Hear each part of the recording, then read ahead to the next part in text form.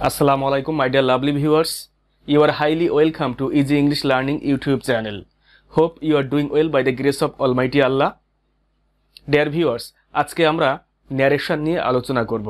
এই ন্যারেশন করতে গেলে ফার্স্ট অফ অল আমাদের কি প্রয়োজন এই বিষয় নিয়েও আলোচনা করব এবং আপনাদের সঙ্গে এমন একটি ন্যারেশনের চার্ট শেয়ার করব যে একটি চার্টের মাধ্যমেই 80% ন্যারেশন কমপ্লিট হয়ে যাবে। So dear viewers, let's begin our class for today. Dear viewers, first of all আমাদেরকে জানতে হবে ন্যারেশন কাকে বলে।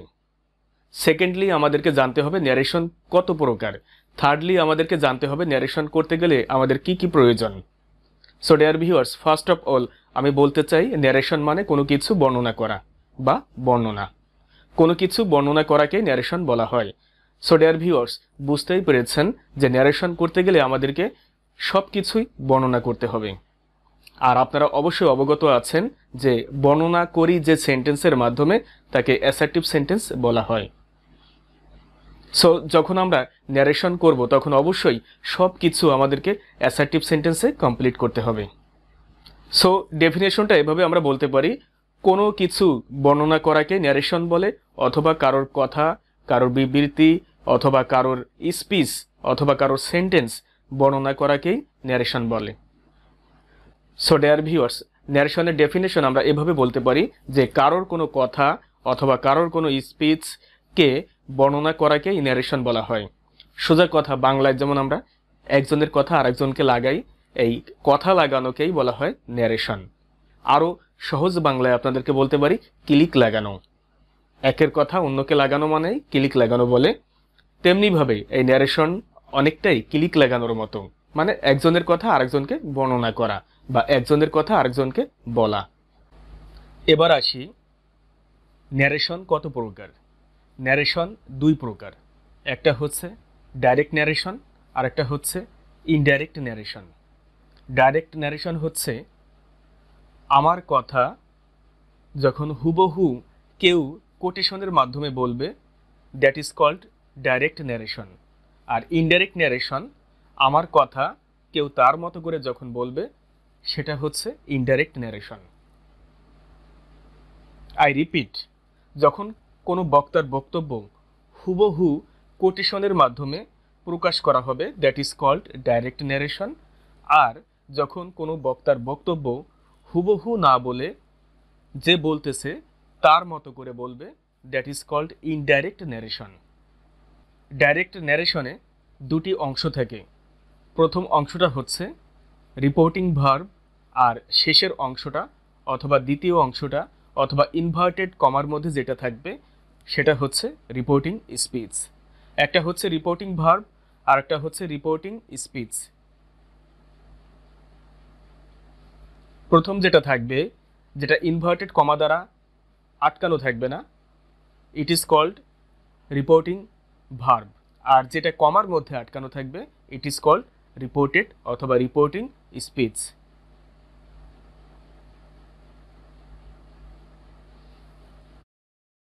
On the other hand, indirect ন্যারেশনে একটি অংশ থাকবে, ওটার কোনো রিপোর্টিং স্পিচও থাকবে না, রিপোর্টিং ভার্বও থাকবে না, টোটালি মিলেমিশে একাকার হয়ে একটি স্পিচে পরিণত হবে।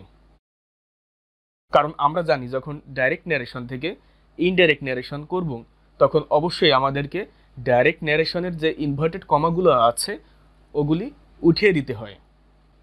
ডিয়ার ভিউয়ার্স, ন্যারেশন করতে গেলে আপনাদেরকে অবশ্যই তিনটি বিষয় খেয়াল রাখতে হবে। ডিয়ার ভিউয়ার্স, ন্যারেশন করতে গেলে আপনাদেরকে অবশ্যই তিনটি বিষয় খেয়াল রাখতে হবে। নাম্বার 1, আপনাদেরকে টেন্স সম্পর্কে ভালোভাবে জ্ঞান রাখতে হবে। নাম্বার 2, আপনাদেরকে পার্টস অফ স্পিচ সম্পর্কে ভালো জ্ঞান রাখতে হবে। নাম্বার 3, আপনাদেরকে সেন্টেন্স সম্পর্কে ভালো ধারণা রাখতে হবে। I repeat, we have to learn sentence, tense, parts of speech nicely and completely.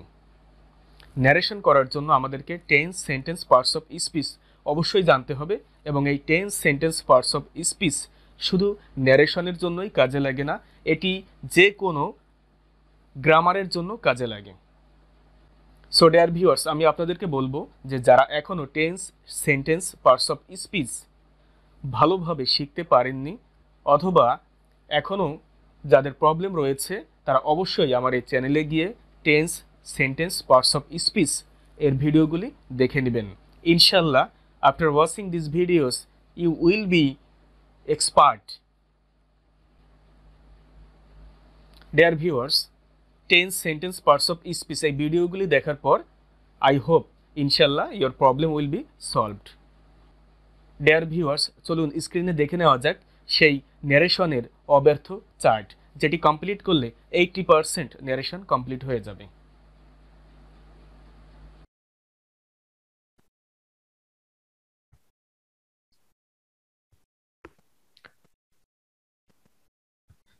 Dear viewers, direct ন্যারেশনে দুটি অংশ থাকে। প্রথমটা হচ্ছে রিপোর্টিং ভার্ব, আর দ্বিতীয়টি হচ্ছে যেটি কমা দ্বারা আটকানো থাকবে, যেটা ইনভার্টেড কমা দ্বারা আটকানো থাকবে, সেটা হচ্ছে রিপোর্টেড স্পিচ। এখানে প্রথম সেন্টেন্সটি হলো রিপোর্টিং ভার্ব এবং ইনভার্টেড কমার মধ্যের সেন্টেন্সটি হলো reported speech. So dear viewers, দেখুন প্রথমটা কোনো কমা দ্বারা আটকানো নেই, এজন্য এটি রিপোর্টিং ভার্ব, আর এটা ইনভার্টেড কমা দ্বারা আটকানো, এজন্য এটি রিপোর্টিং স্পিচ। এটি হচ্ছে বক্তার হুবহু বক্তব্য, এটাকে বলা হয় ডাইরেক্ট ন্যারেশন। আর এটা যখন আমরা অ্যান্সারে পরিণত করব, যখন আমাদের মতো করে লিখব, তখন এটা হয়ে যাবে ইনডাইরেক্ট ন্যারেশন। দেখুন, ইনভার্টেড কমার মধ্যের অংশটিকে রিপোর্টিং স্পিচ বলে এবং ইনভার্টেড কমার পূর্বের অংশটিকে রিপোর্টিং ভার্ব বলে। আই রিপিট, ইনভার্টেড কমা দ্বারা আটকানো যে সেন্টেন্সটা থাকবে, it is called reported speech, মানে কারোর কথা। স্পিচ মানে বাক্য অথবা কথা। আর এই রিপোর্টিং স্পিচের পূর্বে যেটা কমা ছাড়া যে সেন্টেন্সটি থাকবে, it is called reporting verb. আশা করি বুঝতে পেরেছেন। আর ইনডাইরেক্ট ন্যারেশনে কোনো ইনভার্টেড কমা টমা থাকবে না, জাস্ট এটি বর্ণনা আকারে থাকবে। আর কোনো কিছু বর্ণনা করার নামই অ্যাসার্টিভ সেন্টেন্স, আর কোনো কিছু বর্ণনা করার নামই হচ্ছে ন্যারেশন। আর ন্যারেশন সাধারণত অ্যাসার্টিভ সেন্টেন্সে করতে হয়, এটি মনে রাখবেন। আর অ্যাসার্টিভ সেন্টেন্স শুরু হয় সাবজেক্ট দ্বারা। চলুন সেই ছকটি দেখে নেওয়া যাক, ন্যারেশনের সাকসেসফুল চার্ট।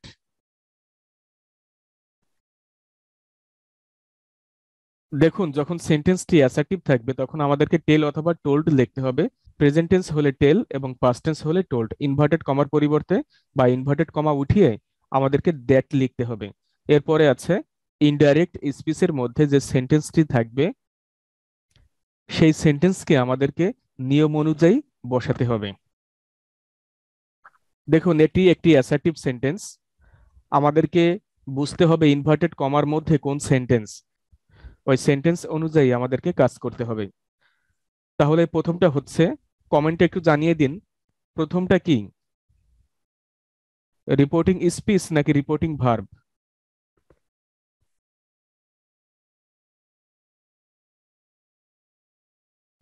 এটা যেহেতু অ্যাসার্টিভ সেন্টেন্স, সেহেতু অ্যাসার্টিভ সেন্টেন্সে আমরা দেখেছি সে টু অথবা সেই টু এর পরিবর্তে টেল অথবা টোল্ড লিখতে হয়।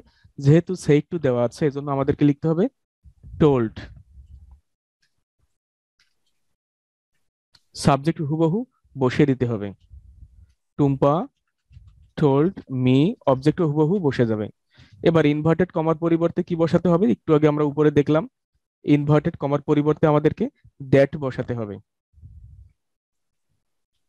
দ্যাট, এখানে যদি অন্য কিছু দেন তাহলে ভুল হয়ে যাবে। এবং আমাদেরকে চেঞ্জ করতে হবে, সাবজেক্টে যদি ফার্স্ট পারসন থাকে তাহলে তাহলে রিপোর্টিং ভার্বের সাবজেক্টকে ফলো করবে এবং এর প্রোনাউন ফর্মটি বসাতে হবে। টুম্পা, এর প্রোনাউন ফর্ম হচ্ছে শি। আর যেহেতু আমাদের রিপোর্টেড স্পিচের সাবজেক্টটি ফার্স্ট পারসন, এবং এই ইনভার্টেড কমা উঠানোর পরে পূর্বে যে টেন্সটি থাকবে পরেরটিও সেই টেন্স হয়ে যাবে। শুধু একটু ডিফারেন্স আছে পাস্ট টেন্সের ক্ষেত্রে, এটি যখন পাস্ট টেন্স করাবো তখন আপনাদেরকে বুঝাবো। Tumpa told me that she was very happy. Today থাকলে দ্যাট ডে লিখতে হবে।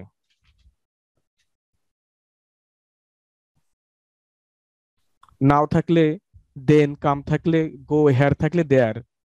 এগুলিকে বলা হয় অ্যাডভার্ব চেঞ্জ। এগুলি আপনাদেরকে শেখানো হবে পরবর্তী এপিসোডে, সো ডোন্ট বি আপসেট। এরপরে আসি, দেখুন ইন্টারোগেটিভ সেন্টেন্স যদি হয়, এই ইন্টারোগেটিভ, অ্যাসার্টিভ, ইম্পারেটিভ সেন্টেন্সগুলি থাকবে কোথায়? অবশ্যই এগুলি ইনভার্টেড কমার মধ্যে, দ্যাট মিন্স রিপোর্টেড স্পিচের মধ্যে থাকবে। আমরা রেস্টুরেন্টে গেলে যেমন দেখি আমাদের পকেটে কত টাকা আছে, সেই অনুযায়ী আমরা খাবার অর্ডার করি, তেমনি ভাবে এখানে দেখতে হবে আমার ইনভার্টেড কমার মধ্যে কোন ধরনের সেন্টেন্স আছে, সেভাবে আমাদেরকে এইখানে এই রিপোর্টেড ভার্বের থেকে কাজ শুরু হয়ে যাবে। যদি এটি দেখি অ্যাসার্টিভ সেন্টেন্স, তাহলে আমাদেরকে লিখতে হবে টোল্ড। যদি এটি ইন্টারোগেটিভ হতো তাহলে আমরা লিখতাম আস্কড। যদি এটি অপটেটিভ হতো, তখন আমরা, যদি এটি দোয়া প্রার্থনা বুঝাতো, তখন আমরা লিখতাম প্রে বা প্রেড। আর যদি এটি আশা আকাঙ্ক্ষা কামনা বাসনা অভিলাষ অভিপ্রায় এমনটি বুঝাতো, তাহলে আমরা লিখতাম উইশ অথবা উইস্ট। আশা করি বুঝতে পেরেছেন। এবার দেখুন, যদি সেন্টেন্সটি ইন্টারোগেটিভ হয় তাহলে প্রেজেন্ট টেন্সের ক্ষেত্রে আস্ক আর পাস্ট টেন্সের ক্ষেত্রে আস্কড। এই যে ইনভার্টেড কমার মধ্যে যে সেন্টেন্সটি, এটি যদি ডাব্লিউএস দ্বারা কোশ্চেন করা থাকে তখন আমাদেরকে ডাব্লিউএস কোশ্চেন বসাতে হবে। আর যদি অক্সিলারি ভার্ব দ্বারা কোশ্চেন করা থাকে তখন আমাদেরকে লিখতে হবে ইফ। দেখুন, ইফ অথবা ডাব্লিউএস কোশ্চেন এই সেন্টেন্সের গঠন অনুযায়ী লেখার পরে আমাদেরকে ফার্স্ট অফ অল সাবজেক্ট বসাতে হবে, তারপরে ভার্ব, তারপরে ওএমপিটিআর, অবশ্যই টেন্স এবং নিয়ম অনুযায়ী। টেন্স এবং কি কি নিয়ম আছে এগুলো আপনাদেরকে পরবর্তী এপিসোডে দেখানো হবে। তারপরে আছে ইম্পারেটিভ সেন্টেন্স। ইম্পারেটিভ সেন্টেন্সে যদি আদেশ বুঝায় তাহলে প্রেজেন্ট টেন্সের ক্ষেত্রে অর্ডার আর পাস্ট টেন্সের ক্ষেত্রে অর্ডারড। যদি অনুরোধ বুঝায় তাহলে রিকোয়েস্টেড এবং প্রেজেন্ট টেন্সের ক্ষেত্রে রিকোয়েস্ট। যদি উপদেশ বুঝায় প্রেজেন্ট টেন্সের ক্ষেত্রে অ্যাডভাইস, পাস্ট টেন্সের ক্ষেত্রে অ্যাডভাইসড। যদি নিষেধ বুঝায় তাহলে প্রেজেন্ট টেন্সের ক্ষেত্রে ফরবিড আর পাস্ট টেন্সের ক্ষেত্রে ফরব্যাড। এবং ইনভার্টেড কমা উঠিয়ে টু, এরপরে যেহেতু ইম্পারেটিভ সেন্টেন্সের সাবজেক্টটি উজ্জ্ব থাকে, সেহেতু আমাদেরকে মেন ভার্ব দ্বারা, সেহেতু মেন ভার্ব থেকে আমাদেরকে কাজ করতে হবে। এর পূর্বে আছে টু, এ কারণে এরপরে থেকে ভি ওয়ান প্লাস ওএমপিটিআর নিয়ম অনুযায়ী লিখতে হবে। তারপরে আছে অপটেটিভ সেন্টেন্স। অপটেটিভ সেন্টেন্সে আমাদেরকে উইশ অথবা উইস্ট লিখতে হবে ইচ্ছা বুঝালে এবং টেন্স অনুযায়ী। ইনভার্টেড কমার পরিবর্তে দ্যাট, তারপরে লিখতে হবে সাবজেক্ট প্লাস মে বা might plus V one plus ও এমপিটিআর, এভাবে সাজিয়ে লিখতে হবে। একটা জিনিস খেয়াল করলে দেখতে পারবেন যে সবগুলি সাবজেক্ট দ্বারা শুরু হয়েছে, যার যার সাবজেক্ট ছিল সেই ক্ষেত্রে সাবজেক্ট দ্বারা শুরু হয়েছে, শুধু ইম্পারেটিভ সেন্টেন্সটি বাদে, কারণ ইম্পারেটিভ সেন্টেন্সে কোনো সাবজেক্ট থাকে না। এবার এক্সক্লামেটরি সেন্টেন্স যদি রিপোর্টেড স্পিচের মধ্যে থাকে তখন আমরা কি করব? তখন প্রেজেন্ট টেন্সের ক্ষেত্রে এক্সক্লেমড উইথ জয় আর পাস্ট টেন্সের ক্ষেত্রে এক্সক্লেমড উইথ জয় লিখতে হবে। যদি আনন্দ বুঝায় আর যদি দুঃখ বুঝায়, দুঃখের ক্ষেত্রে এক্সক্লেমড উইথ সরো অথবা এক্সক্লেমড উইথ সরো লিখতে হবে। আর বিস্ময় বা অবাক বুঝালে প্রেজেন্ট টেন্সের ক্ষেত্রে এক্সক্লেম উইথ অন্ডার আর পাস্ট টেন্সের ক্ষেত্রে এক্সক্লেমড উইথ অন্ডার। ইনভার্টেড কমার পরিবর্তে দ্যাট এবং রিপোর্টেড স্পিচের মধ্যে যে সেন্টেন্সটি থাকবে তাকে অ্যাসার্টিভ সেন্টেন্সে রূপান্তর করতে হবে। প্রথমে লিখতে হবে সাবজেক্ট, তারপর ভার্ব, তারপর ওএমপিটিআর। আশা করি বুঝতে পেরেছেন ডিয়ার ভিউয়ার্স। এই ন্যারেশনের অব্যর্থ চার্ট যদি আপনি কমপ্লিট করতে পারেন তাহলে ইনশাল্লাহ 80% ন্যারেশন উইল বি কমপ্লিটেড। আপনাদেরকে জাস্ট দেখতে হবে যে কতটুকু রিপোর্টিং ভার্ব এবং কতটুকু রিপোর্টিং স্পিচ, কোনটা রিপোর্টিং ভার্ব এবং কোনটা রিপোর্টেড স্পিচ, শুধু এতটুকু খেয়াল রাখতে হবে। তারপরে দেখতে হবে কোন ধরনের সেন্টেন্স, তারপরে আপনাকে দেখতে হবে কোন ধরনের টেন্স। এই বিষয়গুলি যদি আপনি একটু লক্ষ্য রাখতে পারেন তাহলে অবশ্যই narration will be easier than water, পানির চেয়েও সহজ মনে হবে এটি। সো ডিয়ার ভিউয়ার্স, চিন্তার কোনো কারণ নাই, আমাদের সঙ্গেই থাকুন, ইনশাল্লাহ you can learn something. So I repeat dear viewers, assertive sentence হলে টেল বা টোল্ড, ইনভার্টেড কমার পরিবর্তে দ্যাট, তারপরে সাবজেক্ট প্লাস ওএমপিটিআর, যদি ইন্টারোগেটিভ সেন্টেন্স হয় তাহলে আস্ক অথবা আস্কড ইনভার্টেড কমার পরিবর্তে ইফ অথবা ডাব্লিউএস কোশ্চেনটি বসে যাবে, এরপরে subject verb O MPTR. Next, imperative sentence হলে অর্ডার বা অর্ডার্ড, রিকোয়েস্ট বা রিকোয়েস্টেড, অ্যাডভাইস বা অ্যাডভাইসড, ফরবিড বা ফরব্যাড। ইনভার্টেড কমার পরিবর্তে টু, তারপরে ভিয়ন প্লাস ও এমপিটিআর। অপটেটিভ সেন্টেন্স উইশ অথবা উইশড, প্রে বা প্রেড, ইনভার্টেড কমা উঠিয়ে দ্যাট, তারপরে সাবজেক্ট মে বা might plus V one plus O MPTR. Exclamatory sentence exclaimed with joy অথবা এক্সক্লেমড উইথ সরো অথবা exclaimed with wonder, inverted comma উঠিয়ে that, তারপরে subject plus verb plus ও এমপিটিআর। Narration মানে বর্ণনা করা, এজন্য প্রতিটি সেন্টেন্সকে আমাদেরকে বর্ণনা করতে হবে। পরবর্তী এপিসোডে আমরা আলোচনা করব কিভাবে অ্যাসার্টিভ সেন্টেন্সকে ডাইরেক্ট ন্যারেশন থেকে ইনডাইরেক্ট ন্যারেশনে করতে হয়।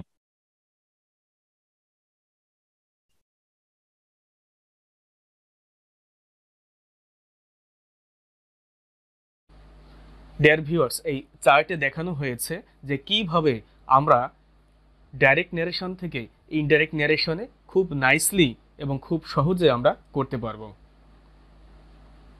অ্যাসার্টিভ সেন্টেন্স যদি ডাইরেক্ট ন্যারেশনে থাকে তাহলে ইনডাইরেক্ট ন্যারেশন কি করে করব?